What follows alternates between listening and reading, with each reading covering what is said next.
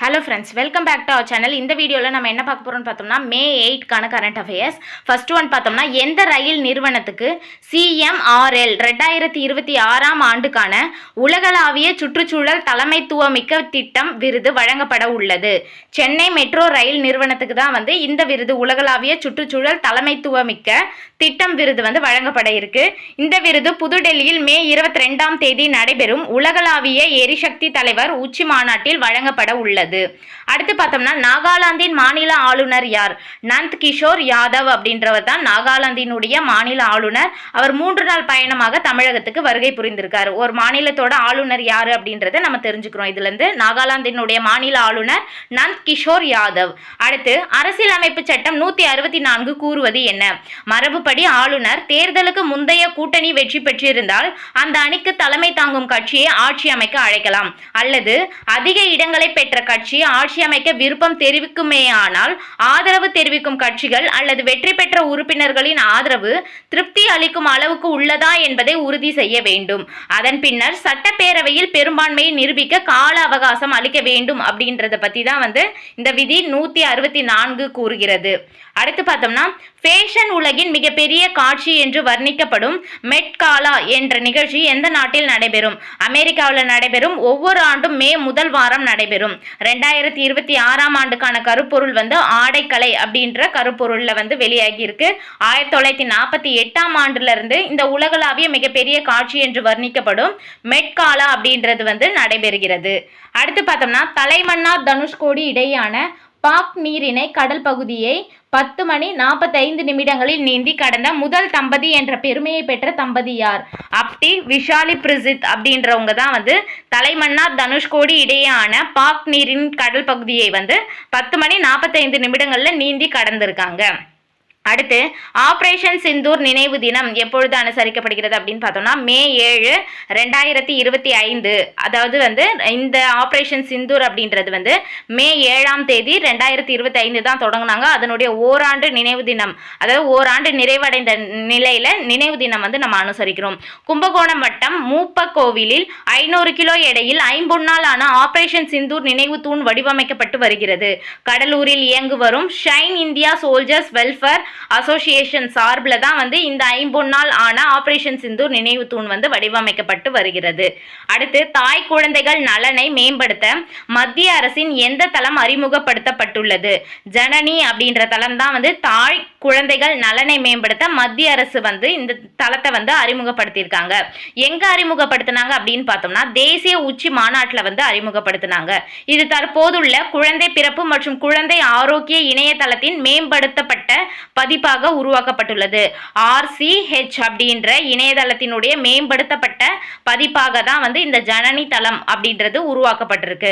ஜனனி தளம் அப்படின்றது பெண்களின் குழந்தை பிறப்பு காலத்தில் அவர்களின் பிரசவத்துக்கு முந்தைய பராமரிப்பு, பிரசவம், பிரசவத்துக்கு பிந்தைய பராமரிப்பு, குழந்தை பராமரிப்பு மற்றும் குடும்ப கட்டுப்பாடு உள்ளிட்ட முக்கிய சுகாதார சேவைகளை கண்காணிப்பதன் மூலம் நீண்ட கால டிஜிட்டல் சுகாதார பதிவுகளை பராமரிக்க இது வடிவமைக்கப்பட்டு உள்ளது.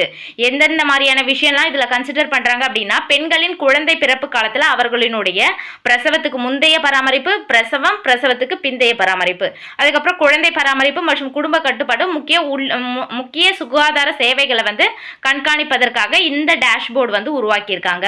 இதனுடைய முக்கிய அம்சம் என்னன்னா QR குறியீடு கொண்ட தாய் சேய் நல அட்டைகள் வழங்கிடும். அதை வச்சு அவங்க எங்க வேணாலும் அந்த ஸ்கேனரை யூஸ் பண்ணி ஸ்கேன் பண்ணி அவங்கள பத்தின டீடைல்ஸ்லாம் என்னென்ன மாதிரியான சர்வீஸ்லாம் எடுத்திருக்காங்க அப்படின்றத பத்தி தெரிஞ்சுக்கலாம்.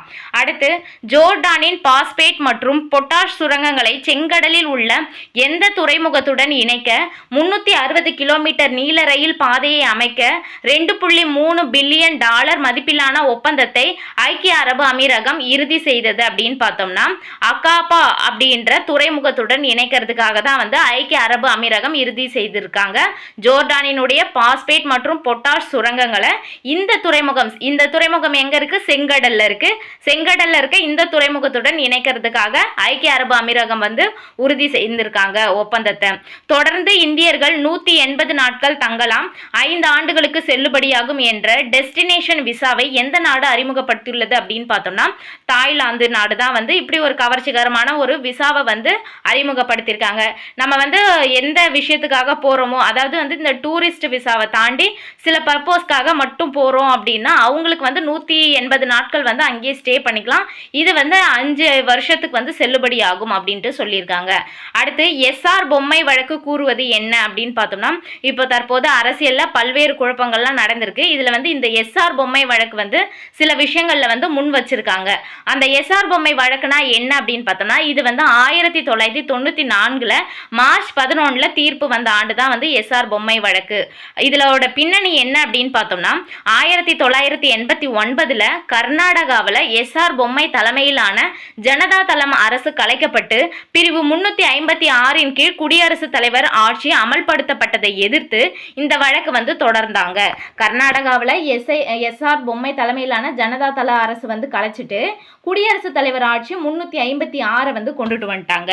இதுல வந்து தீர்ப்பு என்ன சொல்றாங்க அப்படின்னு பார்த்தோம்னா மாநில அரசுகளை கலைக்க பிரிவு 356 அதாவது குடியரசுத் தலைவர் ஆட்சி, மாநில நெருக்கடி நிலைன்னா 356 தான், அதுவே மத்திய நெருக்கடி நிலைன்னா அது வந்து 352. இப்போ 356 குடியரசுத் தலைவர் ஆட்சி மத்திய அரசு தன்னிச்சையாக பயன்படுத்துவதை இது வந்து கட்டுப்படுத்துறது தான் வந்து இந்த எஸ்ஆர் பொம்மை வழக்கு.